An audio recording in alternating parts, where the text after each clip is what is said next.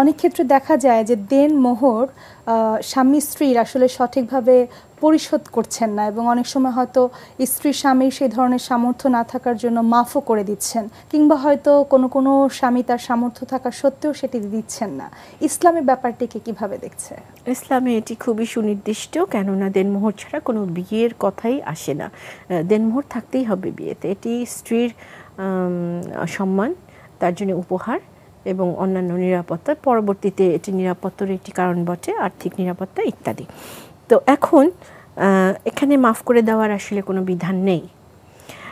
ওনার সামর্থ্য যদি না থাকে তাহলে ওনার সামর্থ্যের মধ্যে দেনমোহর নির্ধারণ করতে হবে, কারণ দেনমোহর তো বিয়ের আগেই নির্ধারিত হয়, বিয়ের পরে না যে সামর্থ্য আছে কি নেই।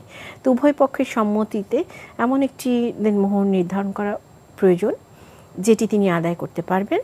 সেটি হতে পারে যদি ওনারা দুজন মিলে কোনো ঠিক করে নেন যেটা এটি ইনস্টলমেন্টে দেয়া যেতে পারে, এটা ওনাদের নিজেদের একদম নিজস্ব ব্যাপার। তো সেই ক্ষেত্রে যেভাবে ওনারা ঠিক করবেন সেভাবে স্বামীকে অবশ্যই দেনমোহর আদায় করতে হবে। এটি গেল যার সামর্থ্য নেই।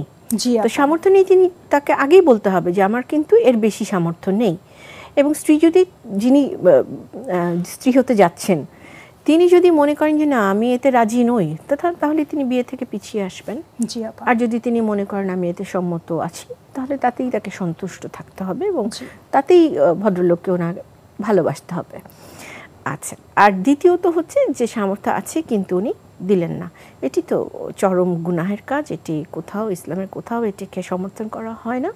দিলেন না যে আমি দিলাম না, এটা হতেই পারবে না। অটোমেটিক বিকাশ করতে সেট করুন অটোপে। বিকাশ থাকলে আর কি লাগে।